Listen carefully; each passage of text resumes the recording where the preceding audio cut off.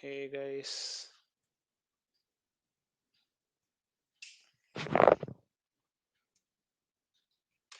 Okay.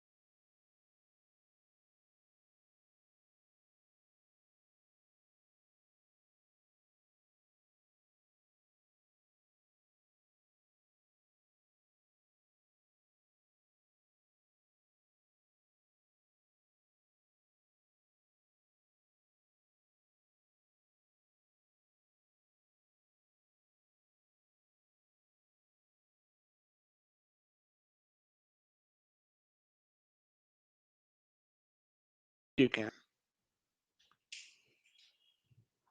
Okay, we've got Sri Hari on the chat. Sri Hari, can you hear me?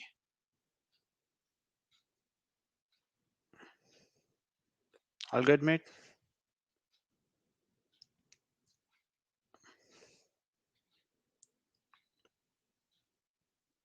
Okay. I hope it is all good there. Let me check with him by typing in.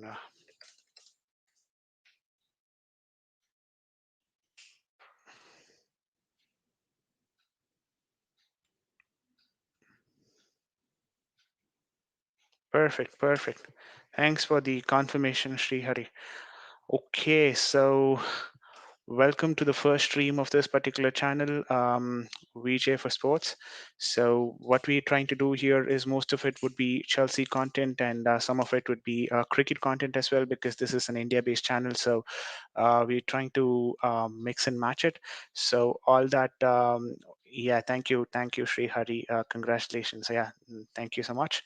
So the first thing that we have, like today's agenda for the show, would be around covering the transfer update that we had recently, the transfer window that got completed in England. I mean, in Europe in general. So the football transfer update is what we are going to be covering, specifically targeting the Chelsea community, because I'm a Chelsea fan. So I've been Chelsea fan all along. It's been 15 years close to me being a Chelsea fan. So yeah, let's probably try and discuss what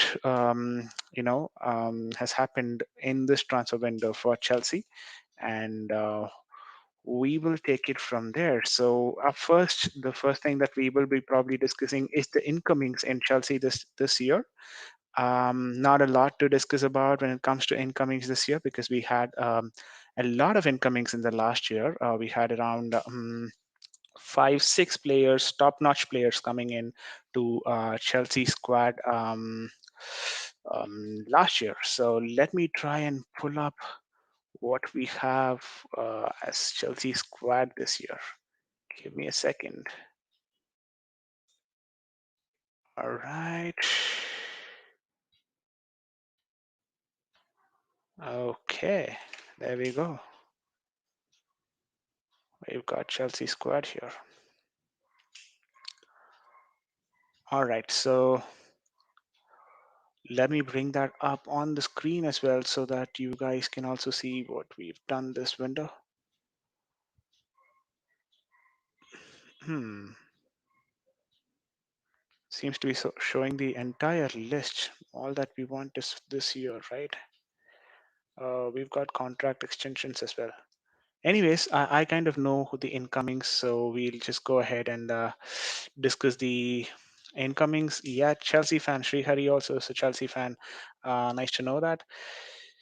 So the incomings, it's just three people this time. One is Bettinelli, a substitute goalkeeper. We're probably not going to utilize him too much in our squad this year. So probably we might see him for one or two cup games, but that's pretty much going to be it. And apart from that, we all know a sensational signing this year for Chelsea, which is Romelu Lukaku from Inter Milan, 97 million euros. Marina has done a great job at getting Lukaku into the squad because Chelsea were desperately in the need of a striker.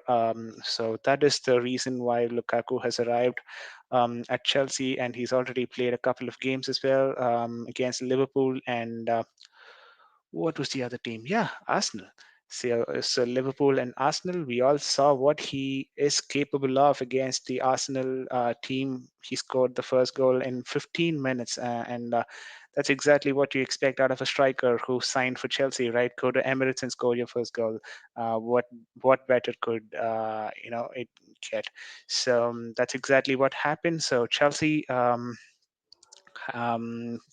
signed Romelu Lukaku. Apart from that, the third person was Sol Niguez. I believe a couple of minutes before the transfer window closed, um, it was so close for us. We could have lost him, Sol Niguez, but then, yeah, somehow, that transpired. But I kind of was disappointed that the Kunde deal did not go through. But I'm still happy that Sol Niguez happened because we were stretched thin on the midfield side. When I realized that Kante got injured in the second game, I was kind of worried if you're going to challenge for five competitions this year, then we are in need of another additional midfielder. But having Sol Niguez as your fourth option in midfield really means that we've got a good bench strength, and you know what, we're gonna do fine. We're gonna do fine with Chelsea having the fourth midfielder. Okay, I'm just gonna read out the comments from Srihari. So Sol Niguez's brother's comments on complicated transfer may come as a worry to Chelsea. So Sol Niguez transfer actually happened yesterday, Srihari. So he is now officially a Chelsea player. Got completed towards the end of the transfer window. Fabrizio Romano confirmed in his 13-hour stream. I guess it was for 12 and a half hour stream, but yeah, he confirmed towards the end of the stream that Sol Niguez deal to Chelsea is official and confirmed. So we do have an official confirmation on Chelsea's website at this point in time, and Sol Niguez is arriving at London in a few hours' time. So he's going to be doing his medicals probably, and then get to the training ground at Cobham. So Sol Niguez to Chelsea is done. Um, but to talk more about Sol Niguez as a player, he's a CDM, he's a DM, he can be a right back. Also, he is basically a versatile player who you can use at multiple positions. He can also play in attacking midfield as well. So he could be a backup for Mount, Kovacic, Kante, not possibly Jorginho, but then yeah, for these three players, he could be a good backup as well. So he brings in a lot of mentality when you think from that aspect. He's got a good mentality. He's already informed that he's going to be fighting for his place in this squad. It's not an easy squad to get in, so he knows what he's getting into, and he wanted the challenge. So we all know that Tuchel wants that sort of a competition when it comes to his players, and that is exactly what Sol Niguez is going to get, and he's happy about trying his best with that. So, yeah, can Sol Niguez play the next match against Aston Villa? Okay. Good question. So we've got an international break at this point in time. So there's a 2 week break basically. We've got the World Cup qualifiers that is happening at different parts of the world. So players have departed for different competitions. I guess we have our Aston Villa match towards um, the first half of September. I guess towards 12th of September or something. I'm not sure of the date, but then will Sol Niguez play the next match? It again depends on Kante's fitness. That's how I'd put it. And Kovacic and Jorginho's availability, because we do play with a double pivot up, in the defense. So if it is going to be Jorginho and Kovacic, I'm not the one who's going to be complaining about it. But then Sol is definitely going to be part of the squad, is what I'm assuming. So yeah, that might happen. Good question, Srihari. So yeah, Sol Niguez, we might see Sol Niguez in the Aston Villa game. Uh, since we brought up Aston Villa here, yeah, Aston Villa, they've done a good transfer window as well this time. They've brought in top-notch players. We all know that the Aston Villa owner is one of the top five richest owners in the Premier League, and they've done justice to their club at this point in time. So we've seen a few incomings in Aston Villa, and it's going to be interesting our gameplay against Aston Villa. So let's see how that match pans out to be. So I'm hoping a Chelsea 2-0 result, but then we'll do a close matchup analysis later in this channel as well, or probably in CFC chats along with Matt, Amaya, and Danny. So let's see if we can do a pre-match show there, and we'll um, we'll see what how the match goes. So those are the three incomings that we had for Chelsea this time: Lukaku, Sol Niguez, and Bettinelli. Um, so that completes our incomings. But then the most interesting part of Chelsea's transfer this time was on the outgoing part. We had a lot of people that we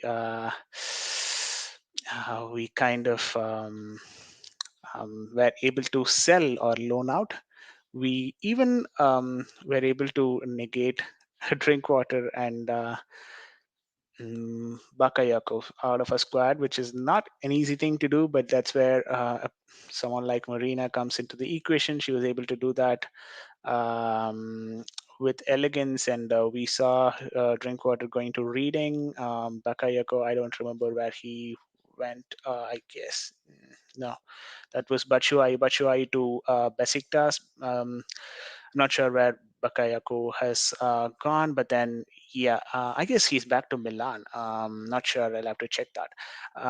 But yeah, so we have had a tremendous outgoing from Chelsea squad this time, which means our squad it doesn't have to be necessarily stretched thin, but then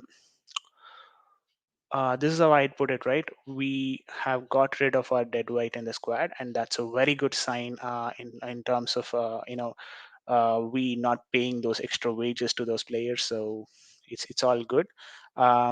Yes, I also wanted to cover about the last moment issues with Cho. So there was some issues with, I mean, not issues, there was some confusions, and there were some communications in social media about Cho possibly departing on a loan to Borussia Dortmund. And we all thought for a good for 24 hours that this might actually happen, but then well, that did not happen. So good thing it did not happen. So Cho is going to be staying with Chelsea, and that's really a good sign. Talking about Cho as a player, he can play on the right wing, and he can play on the right wing back position as well. So he's quite versatile on the right side flank. So let's hope he provides some aspect of the game that Tuchel wants from him. He was he was one of the top priorities while selecting the squad for Tuchel last time, but then somehow it kind of faded out, and Tuchel did not want him in the squad during the later part of the game. So hopefully, Cho can bring in something that Tuchel expects out of him. So I'm hoping um, Tuchel is able to get the best out of Cho. Yeah. So that is covered as well. So what else do we have? I also like the fact that Chelsea has completed this transfer window in a positive financial margin. We have made a lot of outgoings, and we have made a lot of money through outgoings, and the amount of money that we spent on incomings is actually lesser than that of the outgoings. So that's a very, very good sign, and that is exactly how a club has to be run, and Chelsea has done a great job at that. Hey, welcome to uh, VJ for Sports Brainwares. Chelsea duo may be at a risk with Thomas Tuchel able to use Saul Niguez in different role.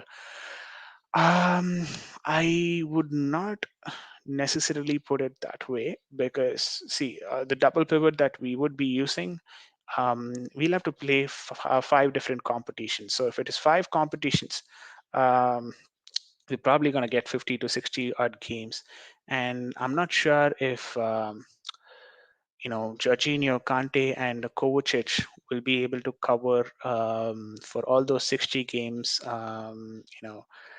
Together. So that's where I think there was a necessity for bringing in a fourth midfielder. We did have, mm,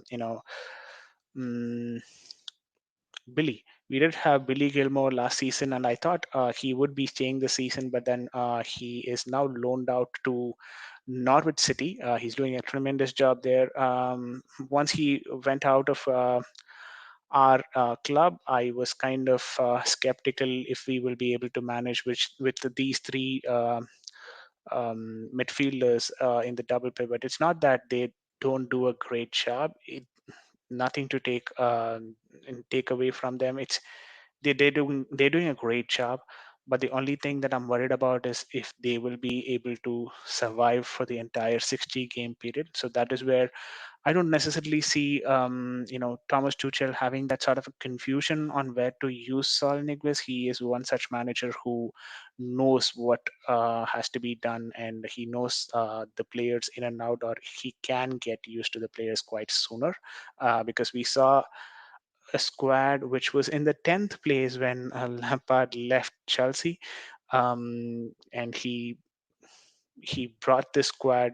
He gathered around. He brought the squad together, and then we were able to finish in the top four last season. Let's not forget that that's the sort of manager that we have. So if we are going to give him top-notch talent, he exactly knows how to utilize them.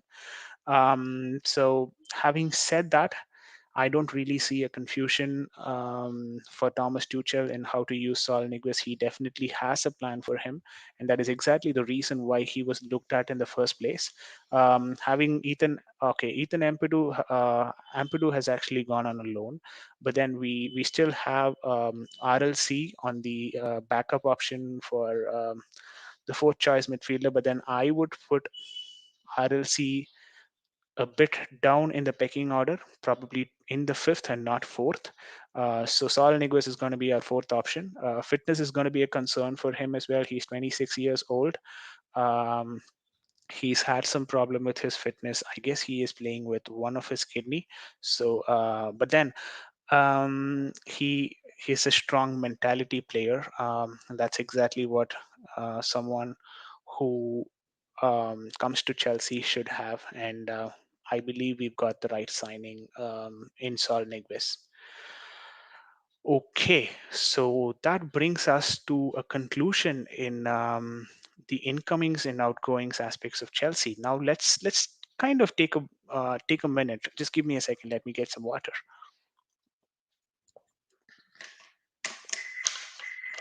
Apologies, guys. Ah, so throat. Yeah. But then now let's kind of discuss on how we are going to be utilizing this particular squad to win ourselves trophies and the league, right? First up, we were missing a striker from the last season. Without a striker, we kind of finished in the top four in the league. So yeah, not taking anything away from Tammy Abraham, we had a striker in in Tammy and Oliver Giroud.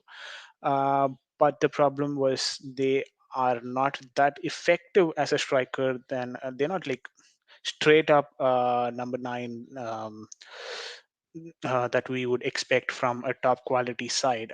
Um, yes, but then they did contribute with goals, probably Giroud more than Tammy in the last season. But then Tammy, the season before that, he contributed with 18 goals when we were having issues with the transfer market where we had a transfer ban.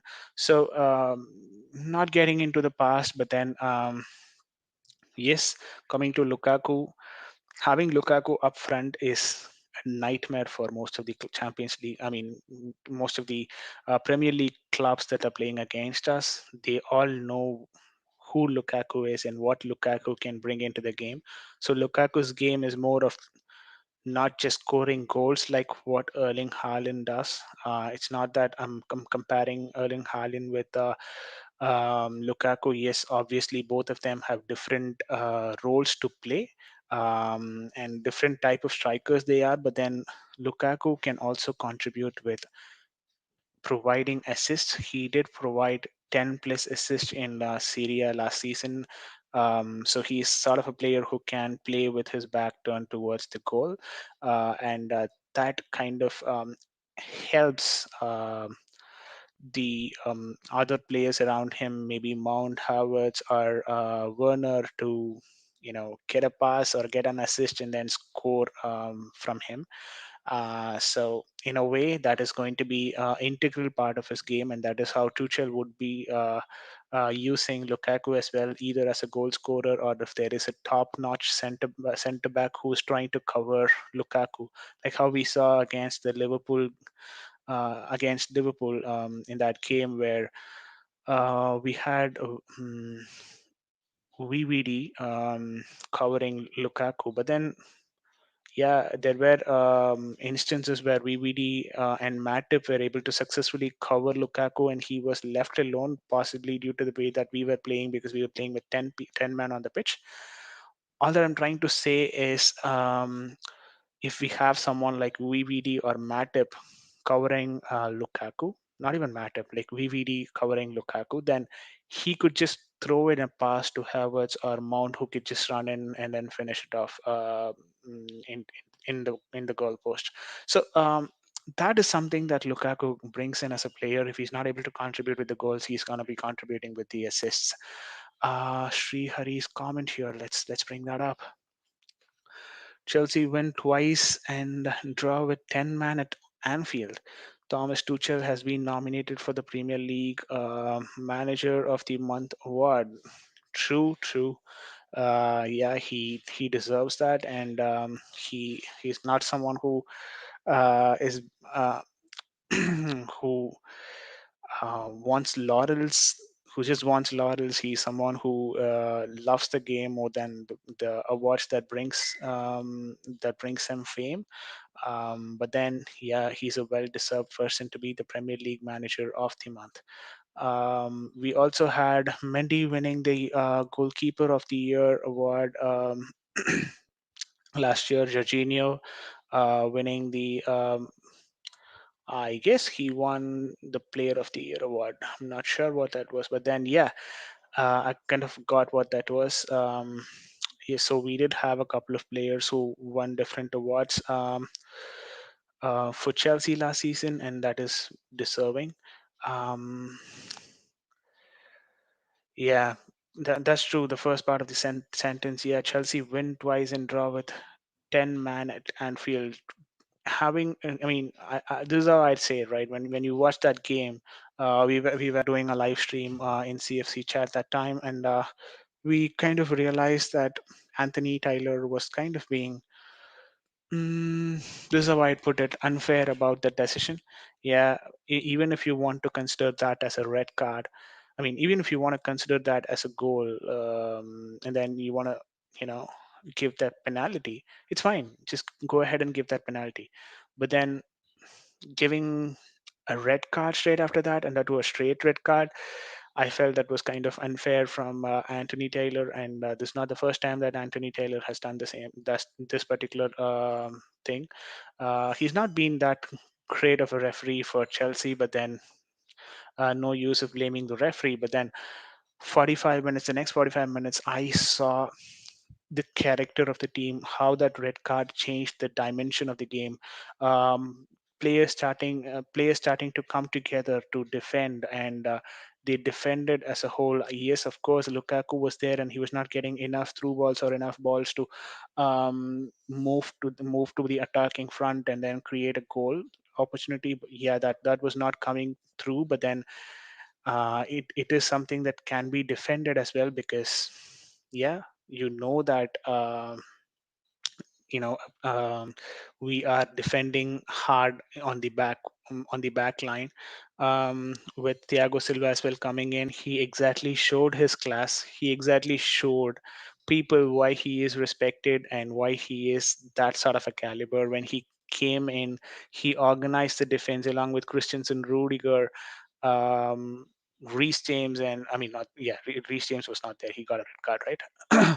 But then with Marcus Alonso, they kind of put in a solid defensive performance that ensured that we came out of Anfield with a point.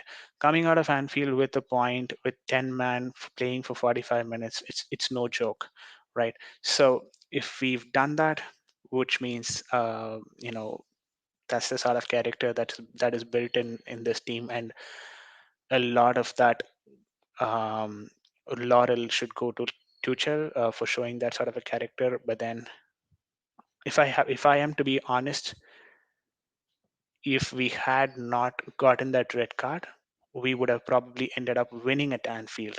So I'd say Liverpool were lucky in us getting that red card. But anyways, we've got that 1 point, and we are 7 points now into the league, and after 3 matches. So Tottenham at the top of the league. This is kind of funny, yeah. North London club Tottenham at the top of the league with 3 of 3 wins, and then there's another North London club at the bottom of the bottom of the league with. I mean, I'm talking about Arsenal, of course. Not even having a single win from 3 games. Um, in fact, not even scoring a single goal, but then conceding 9 goals. They've got some serious trouble. Arteta, I'm not I'm not into these agendas where Arteta out or Kroenke out, but then I do know that their club has to do something to come out of this, be it changing the manager or changing the structure of the club or how it is run, or using their academy. They'll have to do something or the other to come out of this hole that they've dug themselves for. Um, okay, Srihari with another comment. Lukaku is very important for Chelsea in this situation. Of course, any striker, any number 9 is very important for the club. And I also believe that he could improve the game of Werner tremendously, because Werner is someone who relies on another striker to mm, to play. So he's not a lone striker, the man, like how Carragher said in his one of the interviews for, I guess it was for, okay, I forgot what it was for, but yeah, he is not that man up front who can play as a striker and get you loads of goals. But then, yeah, he kind of can play as a supportive striker, because that's exactly what he did in RB Leipzig before he got transferred to Chelsea. He played along with Paulson, I guess, and yeah, I guess it was Paulson and Patrick Schick. the one who scored that stunner in Euro. Yeah, so both of them, he was playing alongside them, so he was being more effective in that sort of a role, and that sort of a role. Tuchel has not used him in that sort of a position yet, but that is something that we could see in the later phase of the season, where he tries to bring in Werner and creates that link up play with Lukaku and Werner. That's going to be something which is devastating for the league because Werner is someone who can bring that pace in the game. He can make those forward runs and break defenses, especially with players. I mean, with teams that are playing high up the pitch. He is someone who can break those lines and then who can create that chances. So it's going to be interesting how Lukaku and Werner combine, or if they combine. It's all up to Tuchel on how they're going to be utilized.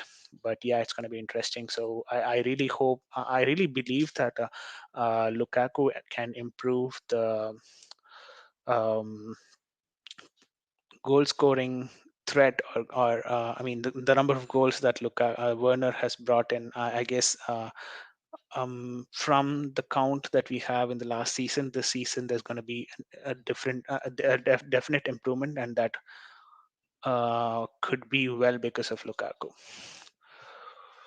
Okay, there's another question now. Only Chelsea bought Romelu Lukaku for 97.5 million. Now they bought Saul Niguez on loan. Is this a right move? Absolutely, yes, it is a right move. Both of them are top quality players. 97.5 million euros for Lukaku is still a steal, according to me, because had you gone for Erling Haaland, you would have to pay probably a 150 million euro and then agent fees on top of that. And probably we'll have to pay his dad as well. So all those commissions, had we gone for Haaland and had we got Haaland, I don't think so. We would have made any other transfers in this particular season, not even Saul. And having said that, Saul Niguez, it's just 5 million that we've spent on getting him to our club as a loanee. So after 1 year, we do have a buy option for 40 million euros, and that's a very good opportunity as well. So by that time, we will be able to analyze, or we will come to know how far Saul Niguez can contribute in Premier League, because let's not forget, this is the first time he is coming to Premier League. He might have played against Premier League teams before, but then he is coming into the Premier League for the first time. So obviously, Premier League, I always say this, it's a different ball game. So let's see how he's performing in this particular season, and if his performance is above the grade that we think, or if he is contributing to that level of Kovacic, Mount, or be it Kante or Jorginho, then there is definitely a chance that we sign him towards the end of the season for 35 to 40 million. I guess it is a 40 million euro signing, which makes it 34 million pound. But yeah, that's an option that we have. Uh, so mm, coming to this particular question, yes, All Niguez move is according to me, that's a right move. We definitely needed a midfielder, and we got one. So let's see how that transpires. Werner is also important. Yes, Werner is definitely important. He is a definite important part of the squad. I don't like that, propaganda saying Werner out, or Werner should not be playing in our main 11. He's not scoring chances. He's missing open posts. Let's not forget, we had Fernando Torres as well doing the same thing for us. He was from Liverpool, and then he was playing stupendously good when he was playing for Liverpool. But then once he got moved to Chelsea, in fact, he was from the same league. At least Werner is getting adjusted in terms of the league that he's representing. He was representing a German league that time, and then he is now into Premier League. But then that was not the case with Torres. He was playing for Liverpool, and then now and then he moved to Chelsea. There was a dramatic shift in the way that he was playing. It could be because of the manager, it could be because of his positioning, or the number of crosses that he got, and number of opportunities that were provided by our wingers or the defenders. It could be because of anything, but then Torres did the same thing, right? Um, but we still don't forget Torres because he was the one. Of course, we had Drogba scoring the winners in Champions League, but then Torres was a good contributor when it came to the cup matches and Champions League. So Werner, I hope he. I mean, see, when we talk about the stats of Werner, it's not that his stats are too bad. His chance creation is too good. At the same time, he is someone who creates that opportunity for his teammates. Um, he's been doing a great job. He's been doing that support striker sort of a role splendidly. It's just that we expected a different sort of quality from Werner, which is more of a goal scoring threat. And that's something that he's not bringing into the game. And that's why we feel that we're disappointed with Werner. But then that's not really the case. Maybe he is contributing towards this side in a different fashion, and probably that is understood better by Tuchel than us. That's how I'd put it. So Tuchel kind of knows where to utilize him, and that's why he was not going out on a transfer this season. He is going to be more of a threat on in our attack. I definitely cannot say that he's going to be like a goal scoring threat because I don't know if he's going to be that sort of a goal scoring threat yet. But then his gameplay, what we've seen in the last year in Premier League, I really think he can bring a lot of factors into the game that we might not get out of the other attackers or wide wingers that we have. So yes, Werner is important for Chelsea. So let's see what he does this time. You got this. Thanks, mate. Thank you. Is there any probability to remove Edu Mendy in the next match? While I answer this, please do like, subscribe, comment, do whatever you'll have to do to get this YouTube algorithm going so that we reach out to more viewers and then we take more questions. We bring in a more comfortable discussion. So just smash that like button, guys.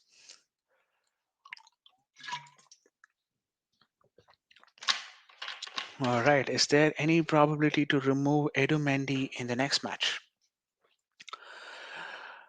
Edu Mendy in the next match. Why would we want to remove Edu Mendy in the next match?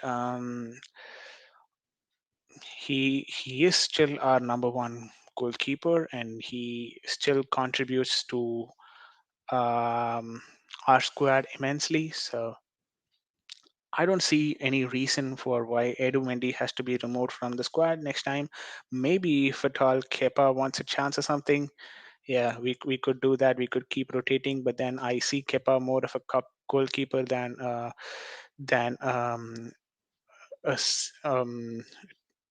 what do you call than a league goalkeeper. So this is how I put it.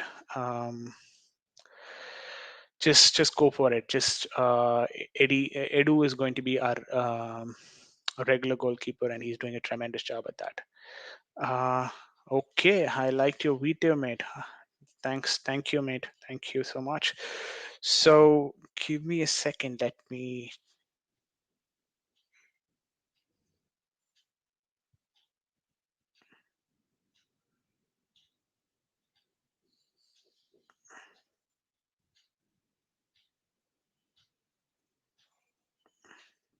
Sorry about that. Okay. Okay, I also wanted to cover something around the international break that we have now. Um, so there are talks that Thiago Silva might not be leaving to Brazil for his in World Cup qualifiers. In fact, he is from uh, red designated country, the way that they call it. Because of because of the issues in the country. But then, yeah. So Thiago Silva probably is not going to go to Brazil to play there. Apart from that, yeah, Lukaku has already left to Belgium. He's probably going to play his first game there. And once the international break is over, we'll reconvene back in 2 weeks and we'll be playing against Aston Villa. That's how we would start. Um, we okay, just give me a second. If you want to jump on the stream, I can probably share this particular link and then you can jump on the stream. Um, give me a second. Let me find out. Still getting used to the StreamYard, guys. So,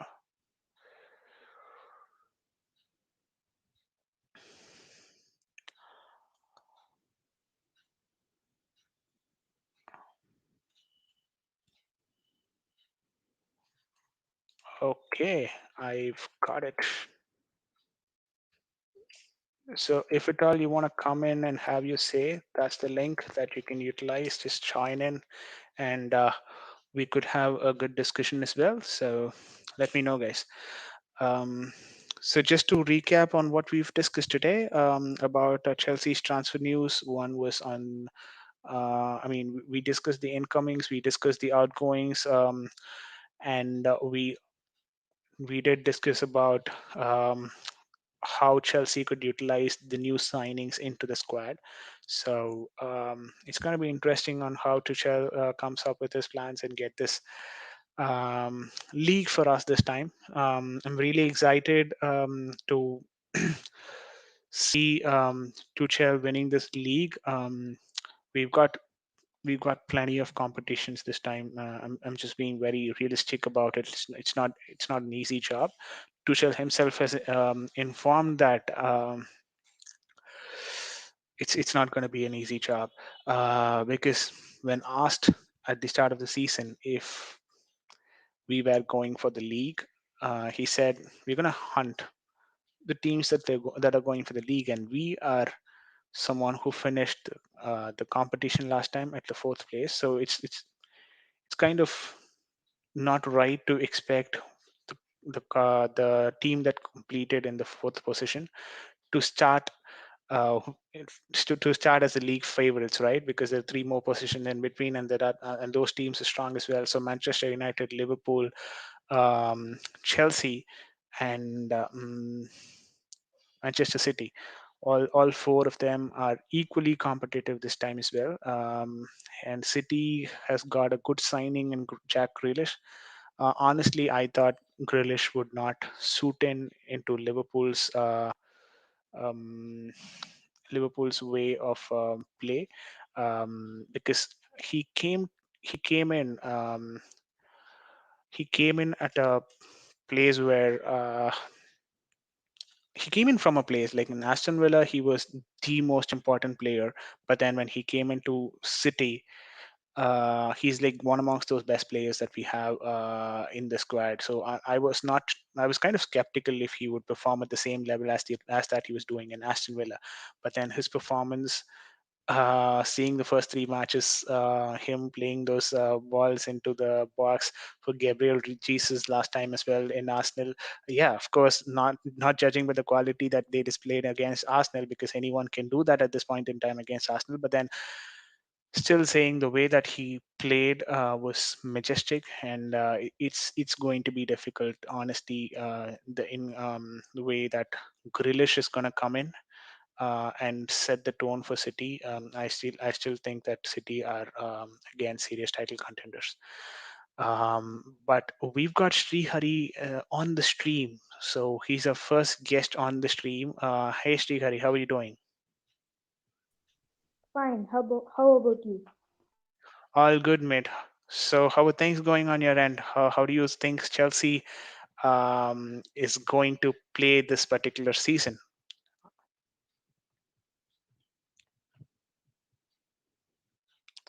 Oh, we've lost Sri Hari's connection.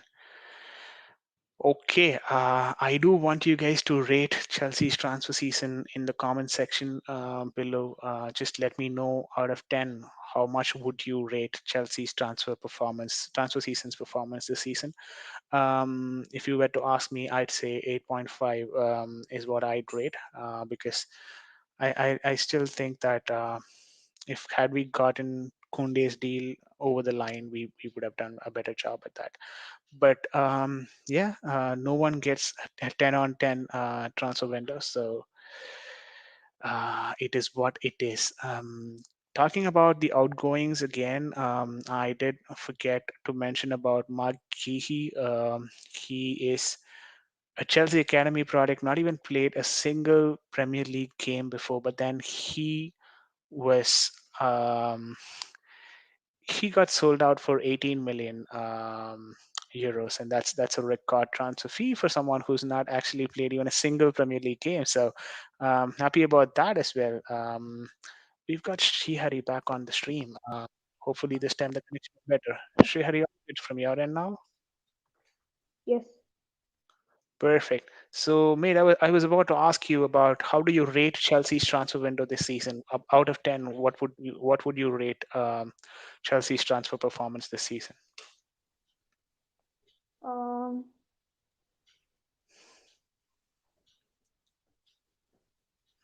um, 7 stars. A 7. All right. Yeah. Um, any reason why that is a 7? I gave it an 8.5. Maybe the Kunde deal is something that stopped you from rating further. Because I don't like Saul Niguez loan deal. Okay, you didn't like Saul Niguez's loan deal. All right, fair enough, fair enough. Any particular reason why you don't like him? You don't like the loan deal, or you don't like him as a player, or would you have wanted him to be brought by the club? So, what's your thought on that? Um, the So, loan is it matter. a so you don't want a loan basically? You kind of would have wanted him to be buy, I mean, bought in. Yeah. All right, yeah, that's fair enough.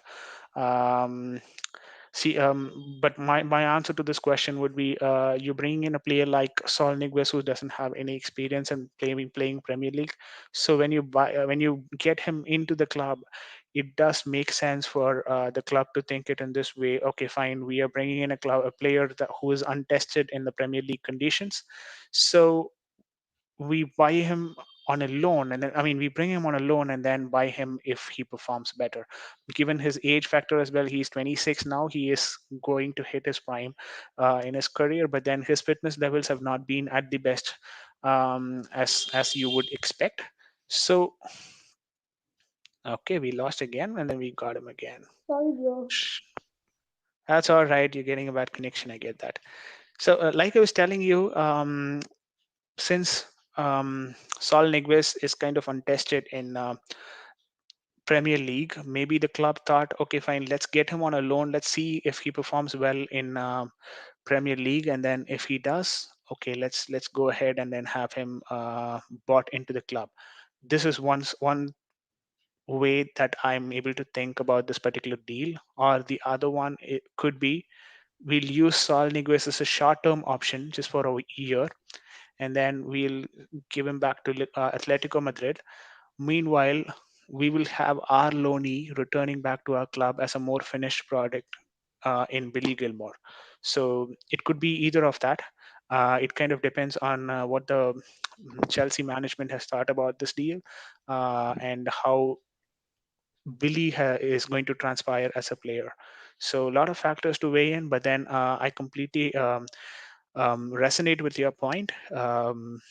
If you don't like the loan deal, fair enough, all good.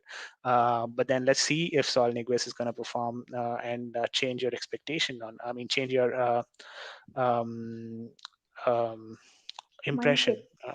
Yeah, change your mindset or change your impression that you have on him. All right. Okay. Okay, I wanna ask one question. Yes, please do. Um, Before Chelsea bought Saul Niguez belongs to which team? He was part of Atletico Madrid. They were the champions of Spain last season, so they were La Oh, Liga nice. champions, right? So he kind of played 33 matches out of 38 last season. He was Oh, playing at different positions as well. So positionally, he brings in that versatility. If you've got to say, for example, Reece James and Judd, Touchwood, he should not be, but then you need a right back. He still can do the job. You get my point. He can play at center mid. He can play at center defensive mid. He can play as an replacement for Mount, even if Mount is kind of being tired or getting injured. He can play as his replacement as well. So he's quite versatile at shifting positions, and that's an added advantage at having Saul Niguez at your club. So okay. yeah, to answer your question, he was part of Atletico Madrid, who were the champions of La Liga last season. Oh, nice. Yeah, so Diego Simeone, who was their manager, kind of utilized him at different positions. I'm not sure if Tuchel is going to do the same thing. He's not someone who likes shifting players between positions. We've seen that in the past as well in PSG, but then let's see how that goes. If Tuchel would be interested, I did observe Tuchel doing a positional shift last time when he made Trevor Chalobah play as a defensive midfielder towards the last 10 minutes in the Liverpool game at Anfield. And that's a good position for him. I'm not sure if he's going to continue doing that. He did inform us in one of the press interviews about wanting Chalobah to try that defensive midfielder position later in the season, but then he kind of made that switch way early in the season. I did not expect, honestly, to be for Chalobah to feature in that Anfield game at the defensive midfield position. So, yeah, what do you think about Chalobah's performance in the defensive midfield from 80 to 90 minutes? I guess he just played for 10 minutes. So, how do you think he performed there? All good there? I kind of personally felt he was all good. I can't hear your voice. You cannot hear me? Um, Okay. Do you want me to repeat the question? okay. Okay. I was just asking if how did you feel about Chalobah's performance in the last 10 minutes of the Anfield game, playing as a defensive midfielder? Actually, I didn't watch that match, so I don't know. That's completely all right. So I kind of like the way that he performed during the uh, last 10 minutes at Anfield. He did a good job with that, and he had a one defensive clearance as well when there was a corner from the right side that was played in. Yeah, he is a good defensive midfielder because his previous role was a defensive midfielder actually in the previous club that he Oh, played. He was made as a defensive midfielder, whose natural position being right wing back or right back. But then he can also play in the DM position. So that's exactly what he did last time. So hopefully we see a lot more Chalaba in the midfield, but we essentially don't have to see him as a DM going forward, given that we have Saul Niguez at this point in time. So let's see. Let's see how things are going to span out. okay. Any other questions for me, mate? No question. Wait. Okay. Thanks for joining the stream. You have a good day, mate. Thank you, man. Bye. Bye bye. Okay, that there we had our first caller in Srihari. Thanks for coming in, having a say. It was good talking to you. Hopefully, we have a lot more conversations going forward. But as of now, we've already hit the 55-minute mark. It's almost going to be an hour. I was actually planning for a half an hour stream, but then when we talk about Chelsea, it's you don't get to know the time, right? I mean, you just get lost on your thoughts. So it's exactly what happened. But hopefully, during our next stream, we kind of get to know. I mean, we get a lot more people. Um, so Until that, let's let's keep cheering for Chelsea and just watch out for this page for other Chelsea content and also some of Indian cricket content. So from India, cricket is one of the famous sports. So we also cover cricket up here. So just come to this page and you can get to know of both of these updates actually. So at this point in time, I would like to know I would like to let you guys know about the live score that is up in India versus England, 107 for five. India playing first. This is the day one of the test match and second session in progress. Not really a good sign for India, but then yeah, we did have a 50 from the Indian captain Kohli, but Rahane and Pant at this point in time playing for India. This is the last recognized pair that we have, batting pair that we have in India. But yes, we did see signs of batting from Umesh Yadav, Shardul Thakur, even Jasprit Bumrah in the past. Shardul Thakur played a great game in Australia, but then Umesh Yadav, he's a very good hitter. He can hit the ball a long way. So yeah, Umesh Yadav and Jasprit Bumrah yet to come. Jasprit Bumrah already had a good 44 in his previous match. So uh, was it the previous or the match before that? I guess the match before that. But anyways, that's the score update for you now. 48 overs bowled. This is a good start for England on day one. So Joe Root winning the toss and deciding to bowl first, and India are 109 for the loss of 5 wickets. Please keep a track on this particular channel. We will constantly keep updating about the score and then giving you our analysis on how the match goes. So that's on cricket. But then on football, yes, we are on an international break. As and when we reconvene for our Premier League matches, we'll have a lot more guests coming in. But meanwhile, we'll also do some tactical analysis with other, YouTube content creators coming up here and then having their say. So until that, it is Vijay signing off. You all have a good day.